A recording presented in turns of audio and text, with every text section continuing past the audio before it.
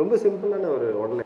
சமீபத்தில் ராஜ்குமாரன் இயக்குனர் இருக்கார் இல்லைங்களா, ராஜகுமாரன் தேவயானி அவர்களுடைய அக்கா இருக்கார் இல்லைங்களா, அவர் ஒரு இன்டர்வியூவில் சொல்லியிருந்தாரு, எனக்கு வெற்றிமாறன் மாரி செல்வராஜுடைய படங்கள்லாம் நான் பார்க்கறத விட்டுட்டேன், ஏன் அப்படின்னா ரொம்ப ரத்த கலரியாக இருக்குது அப்படின்ட்டு. ஸோ அதை பற்றி உங்களுடைய பார்வை சார்? இல்லை, அவருடைய இப்போ பின்னணிங்கிறது நம்ம ரொம்ப டீப்பாக போக வேண்டியது இல்லை. ஆனால் அவருடைய இயக்கத்தை நீங்கள் பார்த்தீங்கன்னா ஒரு விஷயம் புரியும். அவருடைய படங்கள் நீங்கள் பார்த்தீங்கன்னா ஆமாம், திரு விக்ரமன் அவர்களுடைய அந்த பேட்டர்ன் அப்படியே அந்த பேட்டர்னில் இருக்கும். ஸோ அவங்க ஒரு குடும்ப கதையோ இல்லை ஒரு அண்ணன் தம்பிகளுடைய ஒரு அவங்களுக்குள்ள இப்படி ஒரு மனநிலையில் படம் எடுக்கக்கூடியவங்க.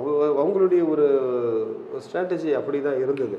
ஸோ இன்னைக்கு காலகட்டத்தில் இப்படி அடிதடி வெட்டுக்குத்து வயலண்ட்டான விஷயம் இல்லை கம்யூனிட்டி பாதிக்கப்பட்டிருக்கோம் இல்லை பழைய விஷயங்கள் இப்படி போகும்போது இப்போ அவங்க எதிர்பார்க்குற அந்த படங்கள் இல்லைங்கிறதுனால அவங்க அதுலேருந்து விலகி இருக்காங்க. மற்றபடி அவருடைய கருத்து ஒன்றும் பெருசாக ஒரு பெரிய இம்பேக்ட் கிரியேட் பண்ணுன்றது என்னுடைய இது ஐடியா இல்லை. ஸோ அது மாதிரி படங்கள் வரணுன்றீங்களா வரக்கூடாதுன்றீங்களா? எல்லா விதமான படங்களும் வரல சார். படம்ங்கிறதே கற்பனை தானே சார். படம்ங்கிறதே கற்பனை தானே. இல்லாத ஒரு விஷயத்த இருக்கிற மாதிரி நம்ம காட்டுறாங்க. அதில் நம்ம என்ன பண்ணுறோம், அது இன்ட்ரெஸ்டிங்காக இருக்குன்னா நம்ம என்ஜாய் பண்ணுறோம். ஸோ வெற்றிமாறன் எடுக்கிற மாதிரி படங்கள் வந்து சமூகத்தில் எந்த மாதிரி தாக்கத்தை ஏற்படுத்தும்னு நினைக்கிறீங்க?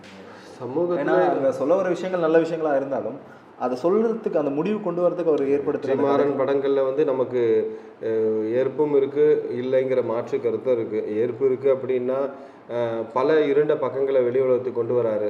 ஸோ அதெல்லாம் வந்து நம்ம தெரிஞ்சுக்கிறதுக்கு ஒரு நல்ல விஷயமா இருக்குது.